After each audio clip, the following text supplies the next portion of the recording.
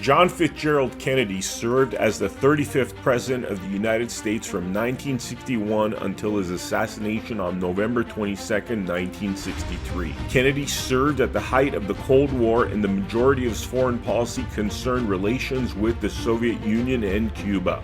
John F. Kennedy had policies as president that had huge populist appeal, yet these same policies upset some of the most powerful people and interests in the world.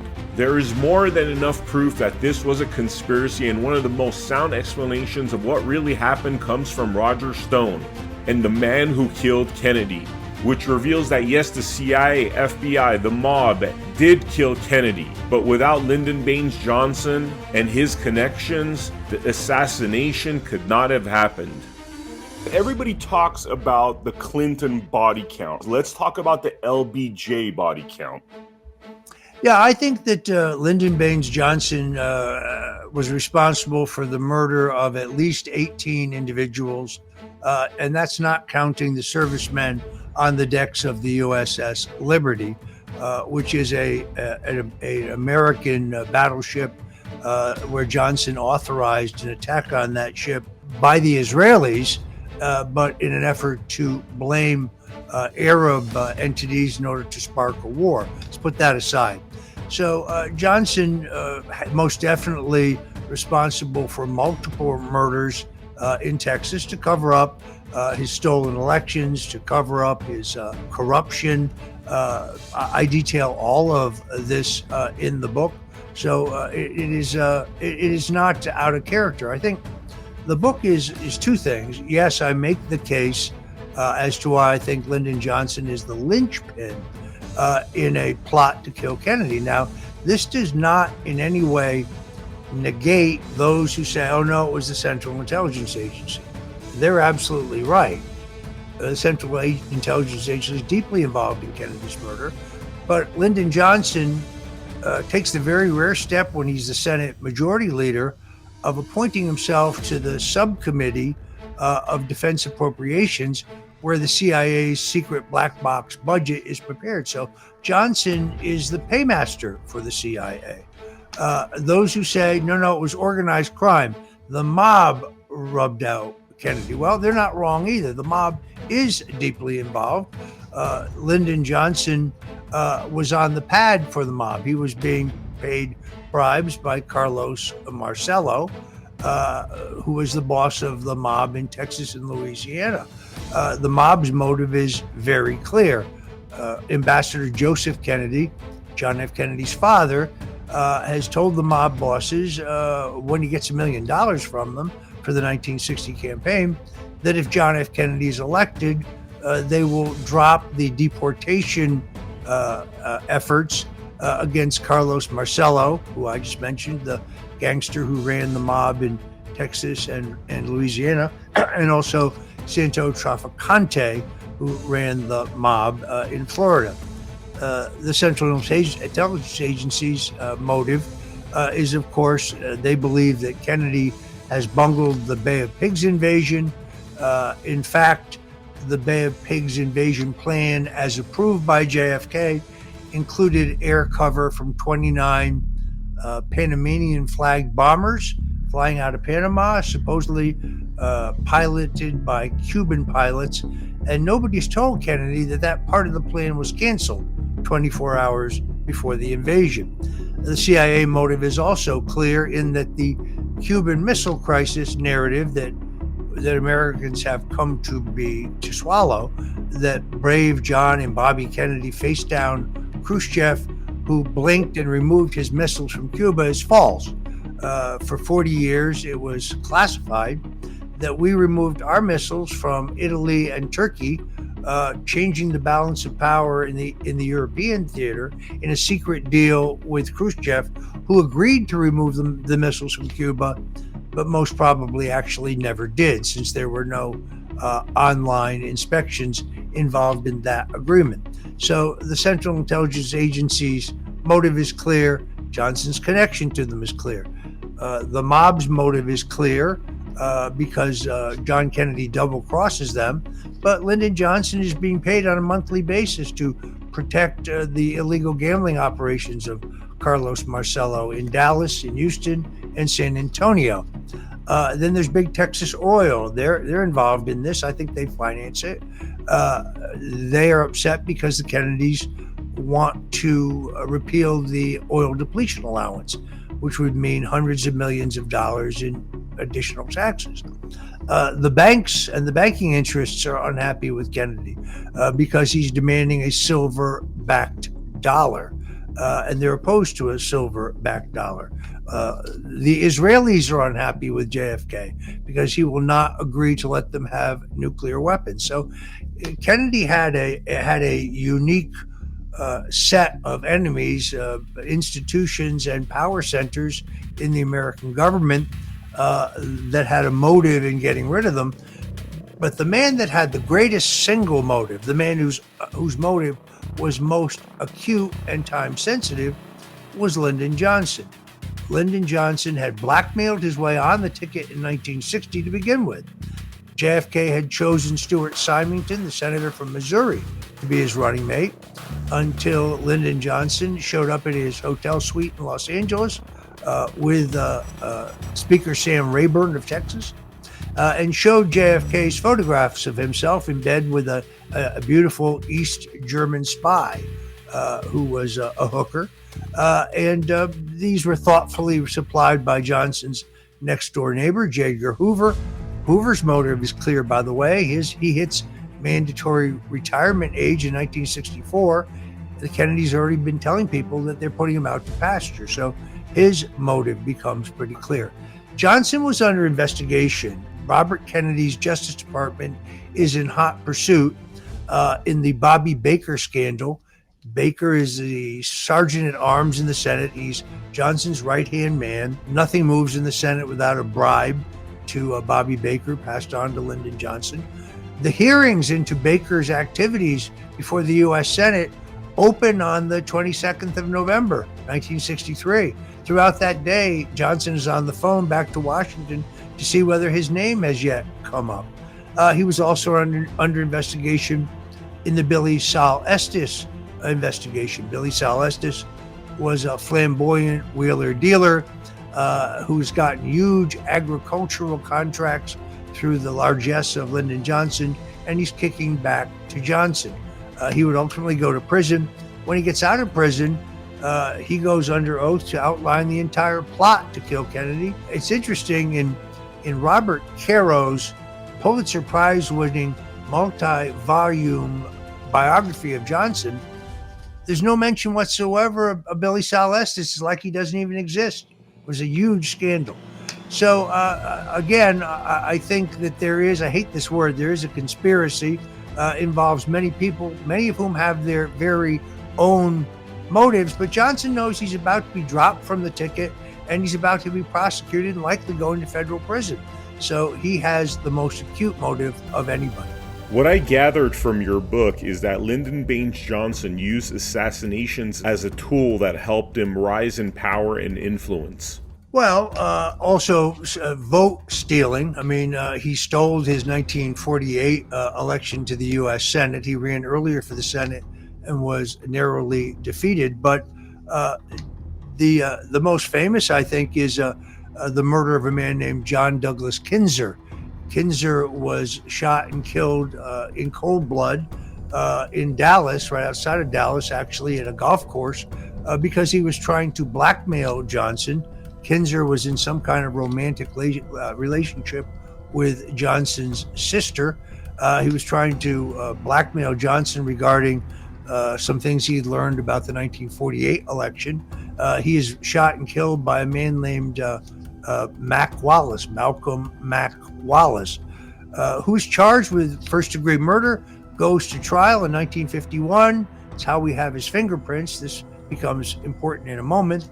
And he's the only man in the history of Texas to be convicted of murder, but get a suspended sentence.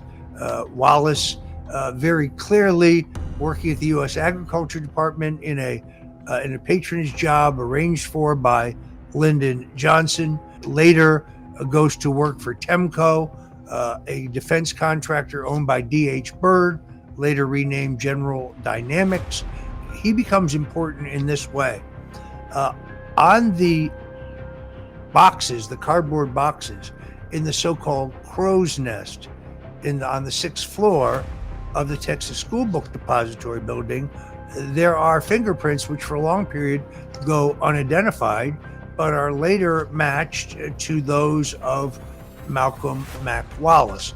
Wallace is an expert shot. He's also a Marine Corps veteran. He's a much better and higher rated marksman than Lee Harvey Oswald. No less than 6 witnesses tell either the FBI or the Dallas police that they see a man standing in the 6th floor window of the Texas School Book Depository building that meets the physical description, not of 145-pound Lee Harvey Oswald wearing a white t-shirt, but a middle-aged man, balding, wearing spectacles, wearing a tan jacket and light-colored pants. That is very clearly Malcolm Mac Wallace. Interestingly enough, another man surfaces, a man named Loy Factor, a Native American. Factor later says that he was hired by Wallace as kind of the backup shooter, that Wallace saw him shooting in a shooting contest at a country fair a year earlier, told him he might have some work for him. Factor claims that he was on the 6th floor in the same room from which some of the shots at Kennedy were fired. Factor is to be believed because he perfectly describes the physical layout of the room, including the detail that there was a flat saw to the right of the window from which Kennedy was shot, because there was construction going on that floor. No way for Loy Factor to know that unless he was actually there. By the way, a number of the witnesses who say they saw the man matching the description of Malcolm Mac Wallace also describe a second man in the room who they say is dark complected, either Indian or perhaps Mexican. So yes, I think that there are multiple shooters. I think everybody has an interest here, but at least one shooter can be tied directly to Lyndon Baines Johnson through his fingerprints. And many people that were directly linked to the assassination, including Malcolm Wallace, including witnesses, insiders, journalists, started dying, committing suicide, being murdered right after the assassination. Then when the House Select Committee on Assassinations was established in 1976 to investigate the assassination of John F. Kennedy and Martin Luther King Jr., there were an unusual number of deaths, murders, suicides of those associated with the Kennedy assassination. Could you talk a little bit about the people around the JFK assassination that died and or were murdered before they could bring forth the truth? Yeah, probably the best known one. I mean, first of all, as you know, the syndicated columnist Dorothy Kilgallen just dies very mysteriously shortly after the assassination. She interviews Jack Ruby, the gangster who was responsible for shooting and killing Lee Harvey Oswald on national television, cold blood. She's starting to promote that she's got a killer story, is going to break the whole thing over, and then she dies under very mysterious circumstances. But I think largely, despite the very best efforts of the mainstream media to sell this idea that Lee Harvey Oswald, a lone nut, a communist, acting alone, shot Kennedy from the back 3 times. The American people have never quite bought that. We also know that Lee Harvey Oswald has no nitrates, no powder burns on his arms or his chest. So if he has shot a leaky World War II vintage Italian carbine, which he allegedly paid $29 for, he would have been covered with nitrates, but there are no nitrates on Oswald. I believe Oswald is exactly what he says he is. What does he say when they bring him out in public? I'm just a patsy. He says, I'm a patsy. I didn't shoot anybody. I think he's telling the truth. Why, by the way, they would parade him out in public is an interesting question. I suspect they did so because, he needed to be silenced, and of course he was. The Warren Commission is, as Nixon once told me, the greatest goddamn hoax of all time. And they claim that Jack Ruby had no known association with organized crime, which is, of course, laughable. His real name, Jacob Rubenstein, had worked for the mob in Chicago, had worked for Marcello, running a casino in Cuba. He's a button man for the mob, and that's pretty fairly known. Let's talk about the Warren Commission and President Nixon's comment that it's the greatest hoax. There were dozens of witnesses that said that they heard shots coming from behind the picket fence of the grassy knoll. Some even saw the potential assassins, but they were outright ignored by the Warren Commission. Let's listen to some of these testimonials. Is this where you were sitting on November 22nd, Mr. Price? Yes, sir. Right here? Right here on this spot. And where did you think you heard the shots come from? From behind the overpass over there. And where did you see the man run? Over behind that wooden fence. Did you give that information to the Dallas Sheriff's Department on the very day of the assassination? Yes, I did. Were you ever called as a witness by the Warren Commission? No, sir. As the presidential limousine was rounding the curve on Elm Street, there was a loud explosion. At the time, I didn't know what it was, but it sounded like a loud firecracker or a gunshot, and it sounded like it came from the left and in front of us, towards the wooden fence. And there was a puff of smoke that came underneath the trees on the embankment. And as soon as we heard the shots, we ran around to the wooden fence. And when we got there, there was no one there, but there was footprints in the mud. Were you questioned by the Dallas police on that day? Yes, I was. Were you ever called as a witness by the Warren Commission? No, sir, I wasn't. And did you see anything which might indicate to you where the shots came from?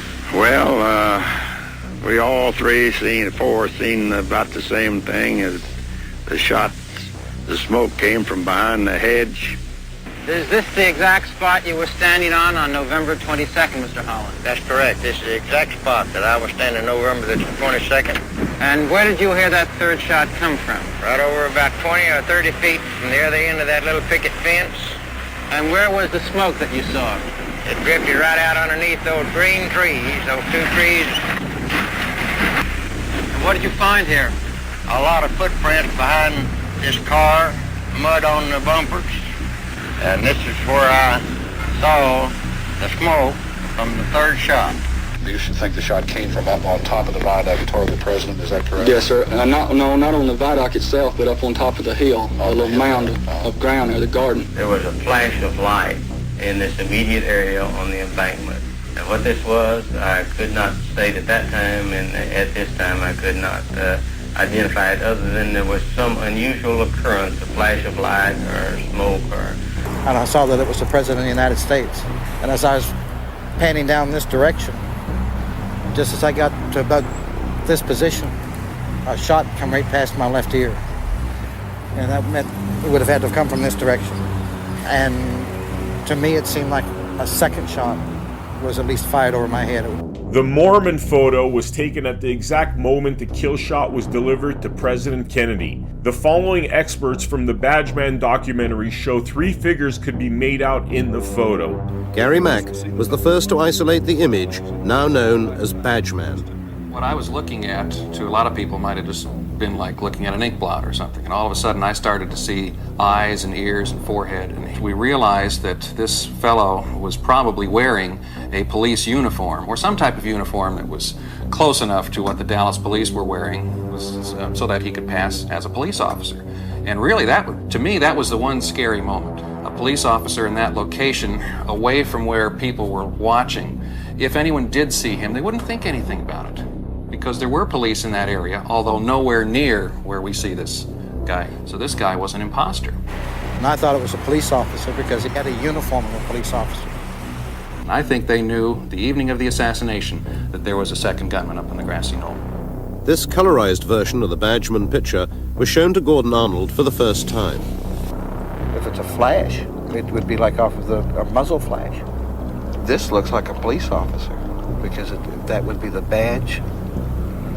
That would be the arm emblem. Looking at the Warren Commission, you have individuals that are clear-cut enemies of John F. Kennedy, seem to have been put there for a purpose by LBJ to create this false narrative. Then you have individuals that seem to have been rewarded by political success. Do you want to talk about that topic? Certainly. Let me take them piece by piece. First of all, J. Edgar Hoover and the FBI complete their investigation into Kennedy's murder in less than 7 days. And that investigation is handed over to the Warren Commission with the expectation the Warren Commission will simply rubber stamp it, and that will be the conclusion. So Johnson has selected people that he can control. Having Allen Dulles, for example, who JFK had fired as CIA director over the failure of the Bay of Pigs, on the commission is a very curious choice. Now, after Robert Kennedy died, and Johnson is asked, why in the world would you put Allen Dulles on the Warren Commission? Johnson said, well, I did it because Bobby asked me to. That's almost certainly a lie. Secondarily, Gerald Ford was compromised. Lyndon Johnson ran an operation in what was then the Sheraton Carlton Hotel, where he had a private room that was set up with a two-way mirror and a camera. And therefore, congressmen and senators and other powerful people would go to Bobby Baker, who could arrange a tryst for you with a woman or a man and a woman or whatever your kink might be. And of course, little did they know that all of this was being filmed. And therefore, Johnson had blackmail information on many people. We know one of those people to be Gerald Ford. That way, Ford, when there were serious questions about the conclusions reached by the FBI, and therefore the conclusions that were about to be adopted by the Warren Commission, a deputy to J. Edgar Hoover, the FBI director, went to Ford and specifically asked him to take the diagram in the official autopsy of Kennedy's body and change with a pencil the depiction of the wound in Kennedy's upper back to the base of his neck, which Ford admitted to the New York Times he actually did. The Warren Commission never gets any autopsy photos. They get artists' renderings of the autopsy photos. Arlen Specter is a little bit more complicated, in all honesty, because I knew him well, and we fought about this, after a couple martinis. He was absolutely convinced of his cockamamie single bullet theory, that being that one of the three bullets fired by Oswald hit Kennedy and then went on to hit Governor Connally. The problem with that is a man named Jim Tague, who I got to interview for my book before he died. Right after the presidential car had turned the corner, I heard these three loud noises. When I jumped behind the concrete abutment, I felt something sting me on the face as I was standing down there. I said, just sting, and Walters looked at me and says, yes, says, you got blood on your cheek. He says, look there on the curb, there was a very visible mark on the curb where a bullet had struck. Either a fragment of the bullet or a piece of the concrete had flew up and scratched my face. And this is seen by a sheriff's deputy from the Dallas County Sheriff's Office, who says, we're going down to the Dallas police. You've got to report this immediately. And they do. So Tague knows that there's an unaccounted for shot, that there has to be more than the three shots that are accounted for in the Warren Commission report, and which he's hearing about in the news. But no one ever contacts him. Then, evidently one night he's in a bar, he's telling this story, and one of the people who overhears it is Jim Lehrer, who's then an AP reporter. So you immediately had across the country an Associated Press story regarding a fourth bullet. This is when Arlen Specter had to come up with the explanation that one bullet had hit both Kennedy and Connally, something, by the way, that Connally denied throughout his entire life. Now, since this, just not long ago, several months ago, a retired Secret Service agent named Paul Landis came forward to say that actually he had found a bullet in the back seat of a limousine that he'd gone into Parkland Hospital. He had placed it on Kennedy's stretcher. Somehow that bullet is later found on Connolly's stretcher, but it really blows to hell the whole idea that the bullet on Connolly's stretcher had hit Kennedy, then hit Connolly, and then dislodged itself from his thigh. In fact, Connolly was hit in the wrist. There's a nurse who's come forward, I believe her name is Phyllis Hill, who has said that she saw Paul Landis put the bullet on Kennedy's stretcher, pristine bullet. Additionally, now you have a number of the Parkland hospital doctors who've come forward in an extraordinary new documentary to say that actually they saw wounds in JFK at Parkland Hospital consistent with him being hit from both the front and the back, and that the wound in his throat, which is described as having come from behind and an exit wound, is in fact an entry wound from the front. They're ordered to do a tracheotomy, so it is undetectable by the time his body gets to Bethesda Medical Center. Every one of these doctors say that there's a large grapefruit-sized blowout wound on the back of his head. Again, by the time his body gets to Bethesda Medical Center, he appears to have been patched. So there's an elaborate effort here. Kennedy's body is removed from Texas in violation of the law. Texas state law requires an autopsy. If you are killed or you die in Texas, you have to have an autopsy. There's actually a face-off between Texas Rangers and the Secret Service, who removed Kennedy's body at gunpoint. Every American has seen the famous photo of Johnson being sworn in on Air Force One, and I say to you, why? There's no reason for that. Under the law, the instant JFK is declared dead, Lyndon Baines Johnson is automatically President of the United States. There's no oath required. And Johnson, as we now know, called Robert Kennedy, the Attorney General back in Washington, to ask him to get the exact oath because he was going to take the oath. This is Johnson twisting the knife in his arch rival, Robert Kennedy. We also know the judge who swore Johnson in had just been rejected by JFK for a federal judicial appointment. She was a state judge. As soon as Johnson becomes president, she is appointed to the federal bench. And of course, very famously in the newsreel footage and in some still photographs, Johnson, after being sworn in, winks at one of his colleagues, a Texas segregationist Democrat with a bow tie, I can't recall his name at the moment, who was in all of the pictures. So the whole purpose of that scene, which was legally unnecessary, was to get the imprimatur of Jacqueline Kennedy, who's clearly still dazed, splattered with blood, standing next to him to connote the legitimacy onto Johnson's presidency. If you read the memoirs of several of his aides, they say his greatest single fear was that Robert Kennedy was going to start asking the wrong questions, that Robert Kennedy would see through the events of that day. There's a huge amount of circumstantial but very strong evidence to support the idea that Lyndon Johnson is a man with the motive, the means, and the opportunity to kill Kennedy. It is Johnson who, through his sitting governor, John Connolly, who was previously Johnson's chief of staff in the Senate, that they insisted on a motorcade route that went through the city and went through Dealey Plaza. So if you're going from the Dallas airport to the merchandise mart, neither one of which is in the city of Dallas, why did the motorcade have to go through Dallas when it should have stayed on the freeway? If you go to the book by Jerry Bruno, who is Kennedy's chief advance man, that specific motorcade route was insisted on by Governor John Connolly.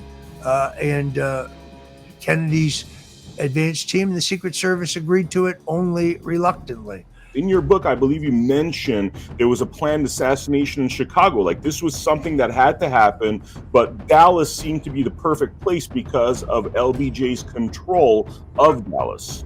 Yeah, Johnson has a complete control of the mayor of Dallas, whose brother just happens to be the number 2 guy at the CIA who was fired by JFK. So Earl Cable is the mayor of Dallas. His brother, Charles Cable, is the CIA official who canceled the air cover for the men storming the beaches in the Bay of Pigs. He was cashiered along with Allen Dulles. By the way, the mayor and the police chief of Dallas never leave Johnson's side on the day of the assassination. Johnson has control of the Dallas police. Johnson has control of the Dallas County Sheriff's Office. At a morning meeting, morning briefing for the Dallas County Sheriff's Office, the officers are told that no matter what you see and hear today, you are to stand down. You are to arrest no one. Which is a very interesting instruction. Yeah, there's a lot of anomalies about that day. So according to the regulations of the Secret Service, all buildings on both sides of the street are supposed to have been searched, emptied, and completely sealed. Obviously, that doesn't happen. There's supposed to be 6 motorcycle cops, 3 abreast on either side of the presidential limousine. There's only 1 motorcycle officer, and he is directed to ride behind the presidential car. The normal order of the cars is interrupted. So there is supposed to be a carload of Secret Service agents immediately behind the presidential limousine. They are supposed to be looking for snipers. They're carrying rifles. They're supposed to be looking at the high buildings. They're supposed to be plainclothes Secret Service agents dispersed throughout the crowd. There are not. There's supposed to be 2 agents on the bumper of the rear car. You can go to YouTube and see the video of them being told by their superiors to stand down. Wow. Let's talk a little bit about how many shots there were. How many shots do you think there were, Roger, altogether fired on that day? It's hard to say. I guess the place to start is how many gunmen, okay? So there's definitely somebody shooting from the 6th floor of the Texas School Book Depository building. I believe that that's Malcolm Wallace for the reasons I have outlined. There's also very clearly is a shooter on the so-called grassy knoll behind the fence because several men in a railroad tower that is adjacent see and describe this for the Dallas police. So I think there multiple people see a puff of smoke. People start running towards the grassy knoll, towards the fence immediately after the shooting. And then finally a motorcycle officer shoos them away. Also a man with a Secret Service badge says this is a restricted area. That man turns out to be Bernard Barker, who, I don't know, totally coincidentally just pops up later as one of the Watergate burglars. How could that be? So I think that there's a shooter on the grassy knoll. I think there's a shooter in the Texas School Book Depository building. I think there's likely also a shooter in the sewer grate. The gangster Jimmy Roselli has always claimed that was him. May have been. He may have just been trying to get his 15 minutes. He was kind of a flamboyant character. He's later found floating off the coast of Miami, cut up into pieces in an oil drum. And then I believe there was probably a shooter in the Dow Tex building. This would explain why the Parkland doctors said that Kennedy was hit from both the front and the back. So when you look at the Zapruder film, right, that the kill shot that happens pretty much blows up half of Kennedy's head, right? You see it happen on camera. But then there's that famous picture of the dead JFK with his face completely intact. What happened there? Well, it's very interesting. First, 2 things are true. First of all, the Zapruder film was immediately purchased by Time Life and locked up for 50 years, so nobody saw it. And Dan Rather of CBS News, who's the only journalist who sees the film, insists that Kennedy is hit from back and his head snaps sharply forward. Well, we now know from seeing the film that that's a complete and total lie. That in fact Kennedy's head goes back and to the left, back and to the left.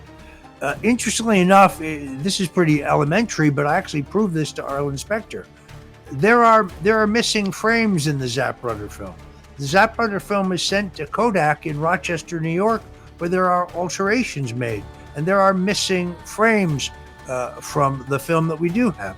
There's a second film owned by a man named Nix, which the government has never produced. The estate for Mr. Nix has sued to get access to this second film, but whatever's in that film must also contradict the Warren Commission and the official narrative. So it's just my working theory based on all my research that Johnson had his shooter, because Johnson liked to control everything, and that's Malcolm Wallace. I think the Central Intelligence Agency has a shooter. I think the mob imports a Corsican sharpshooter, a Corsican assassin specifically for this job. Let's talk about the limo driver, someone who is not oft mentioned. There's a theory out there that Kodak altered the Zapruder film to conceal that the limo driver turned back with a gun in hand and delivered the kill shot to Kennedy. Do you know anything about that theory? I've read about it. The government clearly still has an interest in maintaining this fiction. As you know, Congress set 2017 as the year that all of the documents pertaining to the Kennedy assassination were supposed to be declassified and released, while President Donald Trump released about 80% of them. He was at the last minute persuaded by Mike Pompeo of the CIA to withhold 20%. I asked him directly what was there, and he said, I can't tell you, but it's so horrible you can't imagine it. And if you saw it, you would have made the same decision I did. I said, well, I'm not sure about that. He said, Raj, it's terrible. Someday you'll know. Fast forward to the Biden administration, because if the president didn't release them in 2017, a new date was set under the law. Now Joe Biden releases a small fraction of the documents, but the government continues to hold back a few documents. But I think really at the end of the day, what's shocking both Trump and most likely Biden is the fact that the government themselves, our government, was deeply involved in the murder of JFK. Kilduff says in his oral history that immediately after that, he was on the elevator with the new president, Lyndon Johnson, and he's distraught. He says, Mr. President, who would do this? Who would do such a horrible thing? Who would kill our president? And Johnson says to him, it was a communist, son. Wow. And Kilduff says, a communist? What kind of communist? Johnson said it was a Russian communist, son. Well, all of this is before Lee Harvey Oswald has been apprehended. So how is it that Lyndon Johnson knows that a Russian communist has killed John Kennedy? You also made reference to other murders or deaths that had the purpose of concealing what really happened. Guy de Mohrenschildt is a principal figure here. De Mohrenschildt is a white Russian, lives in Dallas. He's quite wealthy. He's a good personal friends with George H.W. Bush. He, I believe, is Oswald's handler. I think he is Oswald's handler for the CIA. The economic gulf between de Mohrenschildt and his socialite wife and the Oswalds is very vast, but de Mohrenschildt befriends Oswald.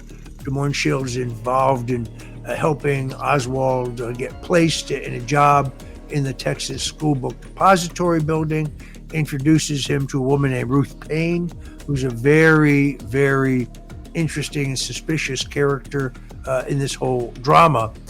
De Mohrenschildt would later write a very strange letter to George H.W. Bush when he was the CIA director and say, I've got real problems here. I'm really worried about my personal safety. It has to do with some of the things that happened in Dallas.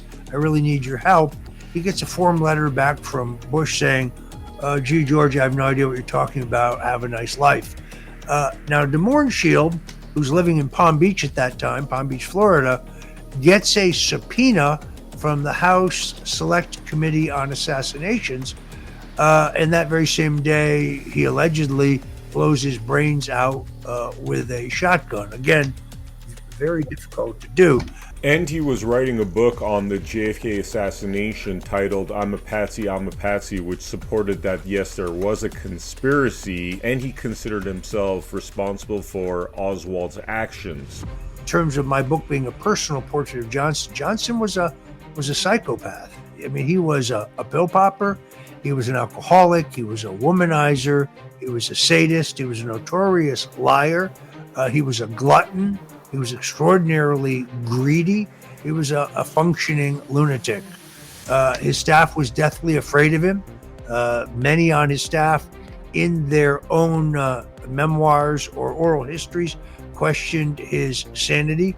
This is a man who, as you know, conducted White House staff meetings while sitting on the toilet defecating, which he did not just to be crude, but which he did in order to humiliate all of those Ivy League White House aides that he had inherited from JFK. St. John Hunt, who's E. Howard Hunt's son, was co-author of my book on the Bush crime family, was and is a good friend, told me that on his deathbed, E. Howard Hunt, legendary CIA operative, later arrested as one of the Watergate burglars, testified that, well, unbeknownst to him or to St. John or Dorothy Hunt, his mother, that E. Howard Hunt was in Dallas, as were 4 other of the Watergate burglars, on November 22nd, 1963.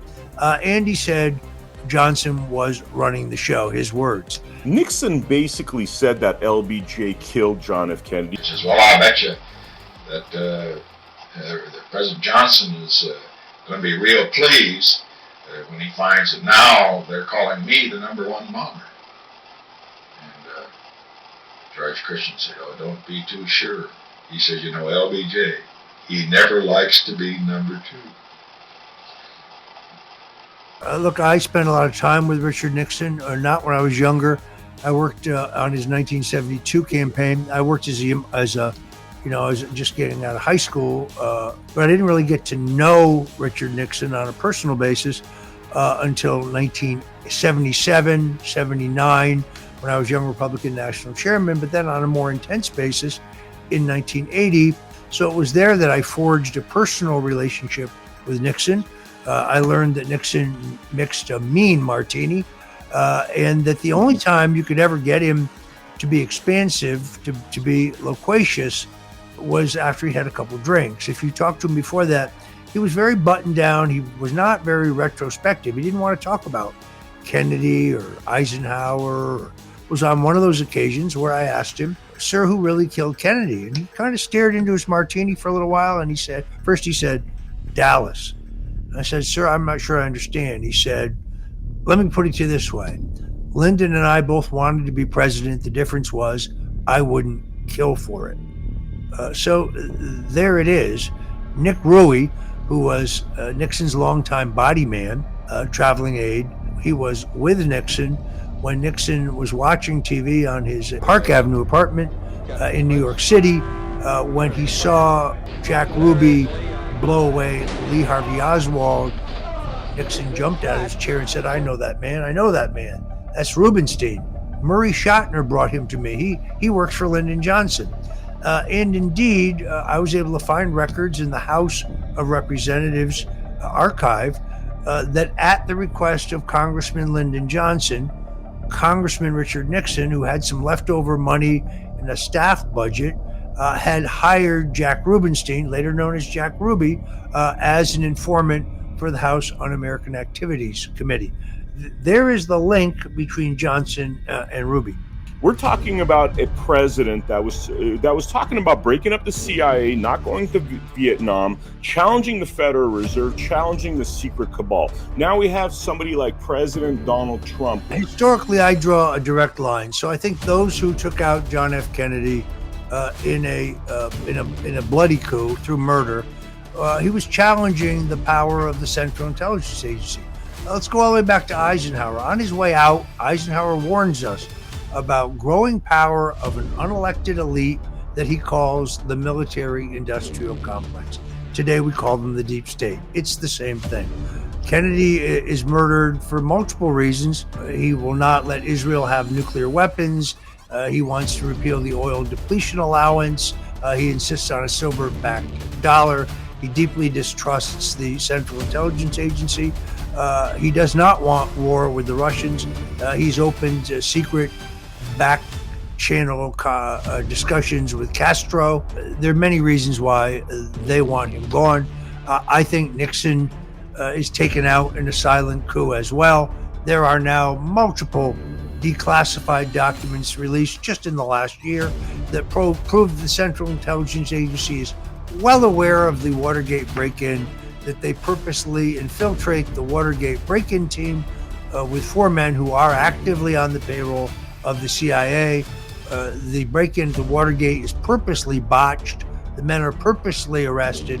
This is an effort that ends up successfully taking down Richard Nixon. Fast forward to the attempted assassination of Reagan, working on a book on this now. John Hinckley Jr. is always in front of Reagan. He is shooting from a crouching position. Therefore, if he hit Reagan, Reagan would have been hit from an upward trajectory. Reagan is hit from behind and above. Not possible for Hinckley to have shot Reagan. All 4 bullets that were discharged by Hinckley are accounted for. None of them hit Reagan. There's a lot more to that story. Now you have the same, I think, institutional power centers want to remove Donald Trump. Why? Because Trump is not for war. Trump is for peace. He doesn't want any more endless foreign wars where we're spending American treasure and American lives. That's why they invent the Russian collusion hoax. That's why they invent the 2 impeachments. That's why they spied on him using what they know is fabricated evidence in the so-called Steele dossier. This is the deep state. This is the unelected power elite. They're throughout our government. They're in the military. They're in the defense contractors. They're in the think tanks. They're in the colleges. They're certainly in the intelligence agencies. They're in the national security apparatus. Their interest is war. War is extremely profitable for some people. It may not be the same individual people, because obviously those involved in the Kennedy assassination are dead at this point. And many of those who were involved even peripherally with Watergate are no longer with us. But it is the same power center, I should say.